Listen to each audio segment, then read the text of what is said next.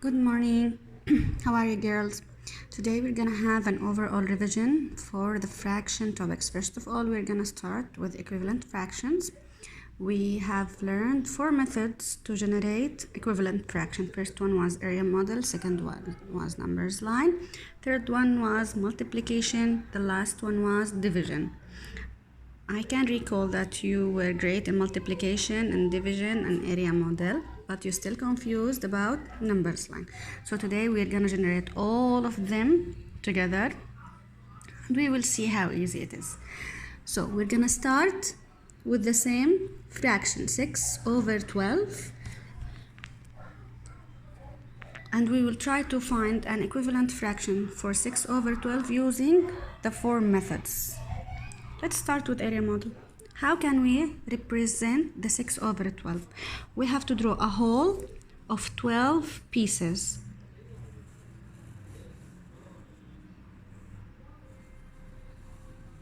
Now we're drawing fraction stripes.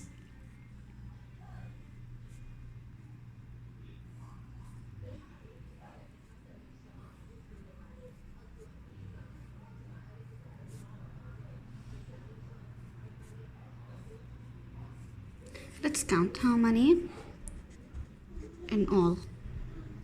So we draw a whole of 12 pieces. 1, 2, 3, 4, 5, 6, 7, 8, 9, 10, 11, 12. Why? Because our fraction is 6 over 12. The denominator is 12. 12 show us how many pieces inside a whole. 6 over 12. How can we represent 6 over 12 using area model? We have to shade 6 pieces, the number of the denominator.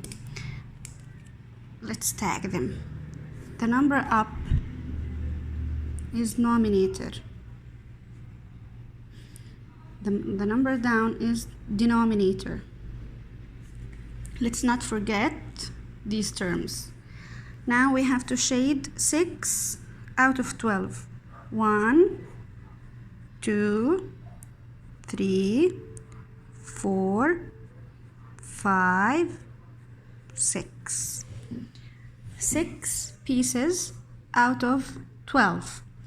If I want to draw or represent this number in a different way, what can we do? Let's check this out. If I combined each two together, 2, 3, 4, 5, 6. How many in all pieces now do we have? 6. So we have the same amount, but instead of cutting these stripes into 12 pieces, we cut it into 6 pieces. 1, 2, 3, 4, 5, 6. Let's shade the same amount shaded in the 12 inside the 6. 1, 2, 3. Oh. So if we need to represent this new model, it's going to be 6 as the denominator, because to have a full whole or a whole area, we have to finish 1, 2, 3, 4, 5, 6 pieces out of this. But as a matter of fact, after we shade the same amount from the 12 inside the 6, turns out that we shaded 3 pieces, which means that 3 over 6 is equivalent or equal the same value of 6 over 12. Can you see? It's the same amount, but we represent it in the drawing in a different way, and in the numbers we represent it in a different way. Like when we used to write numbers name in the word form, or we're writing the number in digits or in expanded form. The same amount, but different way to express it. Let's look at the numbers line. It's pretty easy. Like if I have the same fraction, 6 over 12, how many dashes I need on my numbers line? 12. 0, then 12 at least. 1, 2, 3, 4, 5, 6, 7, 8, 9, 10, 11, 12, 13. Okay. So 1 over 12, 2 over 12, 3 over 12, 4 over 12, 5 over 12,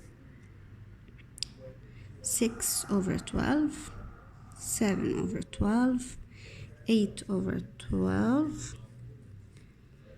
9 over 12, 10 over 12, 11 over 12, 12 over 12, and this fraction has a meaning.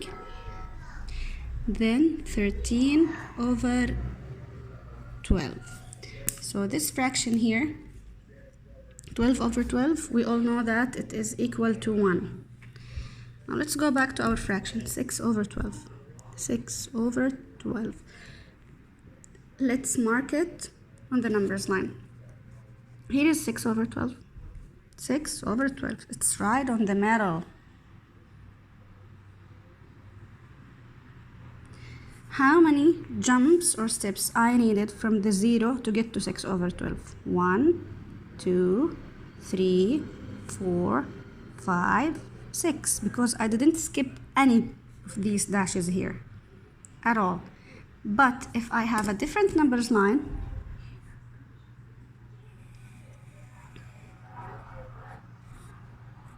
and I need to represent it, I can change the way I'm leaping or jumping. If I jumped from 0 to 2 over 12 instead of 1 over 12, it's going to be like this. 1, 2, 3. Only 3 leaps needed to get to 6 over 12. The same point. We started from the same point and we were done in the same point. 6 over 12 too. So I have to make a new number line with the new steps that I have made by skipping one dash or one part of the fraction each time, like this. So here, 0, 1, 2, 3, 4, 5, 6. Here it is 12 over 12. How and equals 1. How would I know what's here? What's the denominator here, or what's the whole here? Let's count the dashes. 1, 2, 3, 4, 5, 6. It's 6. So here it's 6 over 6, and here it is 0. Now here 1 over 6, 2 over 6, 3 over 6, 4 over 6, 5 over 6, now 6 over 6. Let's check which fraction in our second number line is equivalent to 6 over 12 from our first numbers line. We bring down a line all the way to here. Wow, it is 3 over 6, which matches our first answer. We can find another answer to another equivalent fraction. Let's try to leap again or jump on the first number line from 0 to 1 over 6 directly with one step only. What does that mean? I skipped how many dashes here? 1, 2, 3, 4, 5. So I only need the 0, the point in the middle, and the last one. 0, 1, 2. 1 over what here? We have 2 dashes only, so 1 over 2 and 2 over 2. As a matter of fact, we found another equivalent fraction, which is what? 1 over 2. And we can already see it that this amount equals half of the 12. 6 over 12 is the half. Here it is half again. So 6 over 12 is equivalent to 1 over 2 and equivalent to what? 3 over 6. Okay. Multiplication. We have to make sure that when we are multiplying or dividing with fractions to find an equivalent fraction, any change that we apply to the denominator, we have to apply the same change on the denominator. If I multiply 12 with any number, I have to multiply 6 with the same number too, or else we're gonna have unbalanced fraction. We're not gonna get an equivalent fraction because it's like a scale. Here with multiplying and division, it's like a scale. Here's the 6 and here's the 12. If I multiply the 12 with 2, I have to multiply the 6 with 2, because if I don't, the scale will be in unbalanced shape, which is not correct. Okay, now let's check. We can choose any number to multiply. We have to recall our information in the times table. We have to make sure that we memorize times table. So if I multiply 6 times 3 and 12 times 3, what would it give me? 6 times 3 equals 18. 12 times 3 equals what? 36. 18 over 36 is equivalent to 6 over 12. 6 over 12 is equivalent to 18 over 36. Or we can multiply 6 and 12 again with any other number. It's pretty easy. Times 5 times 5 equals what? 30 over what? 60. When you look at here, 3 over 6, isn't it equal or equivalent to 1 over 2, half, like what we found earlier? It means that our answer is correct. One last way to find an equivalent fraction is division. It means that we have to divide both denominator and numerator over the same number or over the same digit here. And we have 6 over 12. Can I divide 6 over 2? Yes. Can I divide 12 over 2?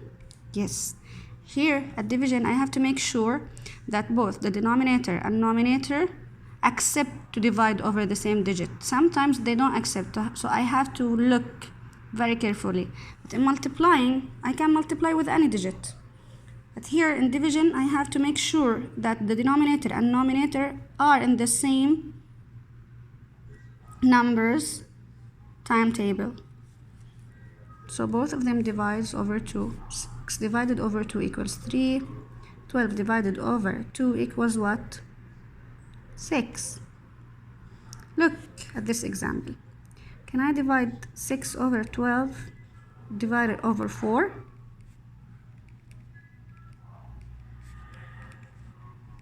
Would it works? For the 12, it will work. I can divide 12 over 4. But for the 6, can I divide the 6 over 4? No. Wrong choice. Okay. Let's try to divide 6 and 12 over another digit. Can we divide both of them over 3? Yes, I think we can. Can we divide both 6 and 12 over 3? Yes, we can. Because 6 is a multiple of 3 and 12 is a multiple of 3. If we check the times table of 3, we will find it like this.